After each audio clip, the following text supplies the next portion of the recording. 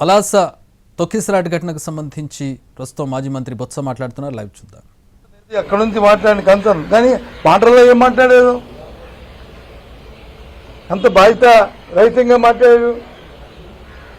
ఒక ముఖ్యమంత్రి ఉన్న స్థానంలో ఉన్న వ్యక్తి అంత బాధ్యతారహితంగా మాట్లాడే సందర్భం అని చెప్పి నేను ప్రశ్నిస్తున్నా. ఇక్కడ మంత్రులు వచ్చి మా నాన్నగారు 2 నెలలు వచ్చిన తర్వాత అప్పుడు దేవాలయం మీద వచ్చి సమీక్షిస్తారు. సమీక్షించిన తర్వాత అప్పుడు దాని మీద నిర్ణయాలు తీసుకుంటామని ఇక్కడ మంత్రి చెప్తారు. అక్కడ ముఖ్యమంత్రి గారు చెప్తారు, నిమిత్త మాత్రుని, ఇది ప్రైవేట్ హాస్పిటల్, మీవేంటి ఆలయాలు, ప్రైవేట్ ఆలయాలు, ఇది పబ్లిక్ ప్రాపర్టీ కాదు, కాబట్టి దీని మీద మీవేం నిర్ణయం తీసుకుంటామని చెప్పేసి అక్కడ ముఖ్యమంత్రి మాట్లాడతారు. నేను సూటుగా అడుగుతున్నాను, ముఖ్యమంత్రి గారికి మీ వైఫల్యం కాదా? ఇది మీ తాలూకా, ఇది ప్రైవేటు ప్రభుత్వం అనే దానికి ఆలయానికి డెఫినేషన్ చెప్పండి. అంటే మరి గ్రామాల్లో మనం కట్టుకుంటున్న రామాలయాలు, అమ్మవారి గుళ్ళు, ఇవన్నీ కూడా వీటితో మీకేమి సంబంధాలు లేవా? అక్కడ ఏ కథా కార్యక్రమం జరిగినా, ఏ కార్యక్రమం జరిగినా, ఏ ప్రజలు అక్కడ వచ్చి పెద్ద ఎత్తునైనా దాంట్లో ప్రభుత్వానికి ఏమీ సంబంధం లేదా? ఏంటి మీరు ఎలక్షన్, ఏంటి మీరు మాట్లాడుతుంది,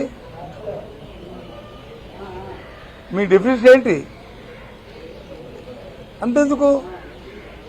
ఇది ప్రభుత్వంలో లా అండ్ ఆర్డర్ ఎవరి దగ్గర ఉంది? హోంమంత్రి ఉంది కాదు కదా, ముఖ్యమంత్రి కదా లా అండ్ ఆర్డర్ మెయింటైన్ చేస్తుంది.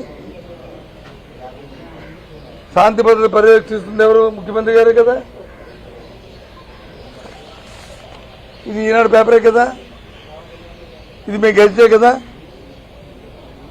ఇందులో ఏదైనా వస్తే ప్రభుత్వం తాలూకా మా తాలూకా భావాన్ని, ప్రభుత్వం తాలూకా ఆలోచనని ప్రభుత్వంకి మరి ఒక జనస్ కాపీలా పనిచేస్తుంది కదా. ఇది ఎవరినైనా దుమ్మెత్తి పోయడానికి, ఎవరినైనా వేరే చుమ్మడానికి, ఎవరినైనా సరే లేని మచ్చల్ని ఉన్నాయని చెప్పడానికి మరి ప్రయత్నిస్తారు కదా ఈ పత్రిక. ఏ రాసింది ఈ పత్రిక? చదవండి. పోలీసు వైఫల్యం, పోలీసుల తాలూకు వైఫల్యం. ఏంటి వైఫల్యం? ఆలయానికి పెద్ద ఎత్తున భక్తులు వస్తున్నా పోలీసులు భద్రతపై దృష్టి పెట్టలేదు. ఆ మార్గంలో వాహనాలు రాకపోకలు క్రమబద్ధమైన చర్యలు తీసుకోలేదు. కిలోమీటర్ల మేర ట్రాఫిక్ సంబంధించిన పోలీసు అధికారులు అప్రమత్తం చేయలేదు. స్థానికులు ఫోన్ చేసినా అందుబాటులో రాలేదు, పట్టించుకోలేదు. ఈ అంశాలు ఈ రద్దీ, దీనివల్ల ఈ తాలూకు పోలీసు యంత్రాంగం పూర్తిగా వైఫల్యం చెంది ఈ కారణాలతో ఇన్సిడెంట్ జరిగిందని రాశారు. అవునా కాదా?